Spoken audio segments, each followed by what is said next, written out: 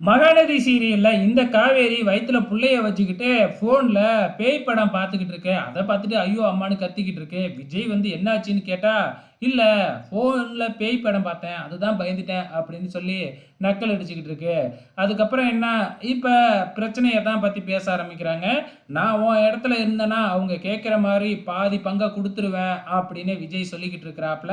எனக்கும் அதுதான் ஆசை. அப்புறம் நான் என்ன பண்றது? நான் மட்டும் ஓகே சொன்னா போதுமா? அம்மா இருக்கிறாங்க. அதுக்கப்புறம் நர்மதா, கங்கா, யமுனா இவங்கலாம் இருக்காங்க இல்லையா? இவங்கலாம் ஒத்துக்கணும் இல்லையா? அவங்களும் நம்மள மாதிரி தான், எங்கள மாதிரி தான் அவங்களும் கஷ்டப்பட்டுக்கிட்டு இருக்கிறாங்க. நான் இங்க வசதியா இருக்கேன். அதே டைம்ல அவங்கலாம் அப்படி இல்லையேல்ல, அப்படின்னு சொல்லிக்கிட்டு இருக்கிறாங்க. ஸோ இதுக்கு என்னதான் நடக்கும்னு தெரியல. வெயிட் பண்ணி பார்ப்போம் அப்படிங்கிற மூட்ல தான் நம்ம விஜயும் இருக்கிறாப்ல. மறுநாள் காலையில விடிஞ்ச உடனே நம்ம கிருஷ்ணா ஏதோ ஃபோன் பேசிக்கிட்டு இருக்கிறாப்லயாட்டுக்கு.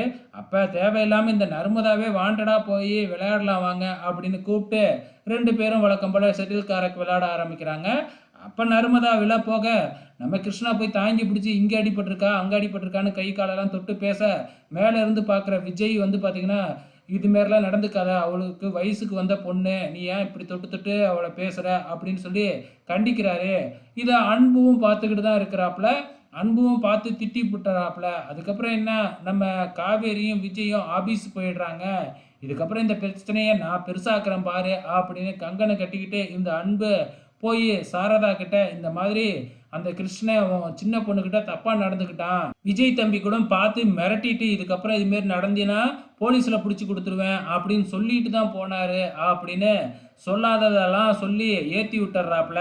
இதுக்கப்புறம் என்ன, சாரதா நேரா போயிட்டு கதவை தட்டி வெளியில வர வச்சு சண்டை போட்டுக்கிட்டு இருக்கிறாங்க. பிரச்சனை பெருசாகிட்டு இருக்கு இந்த அன்பால. அப்கமிங்ல என்ன நடக்க போகுதுன்னு தான் தெரியல. வெயிட் பண்ணி பார்க்கலாம்.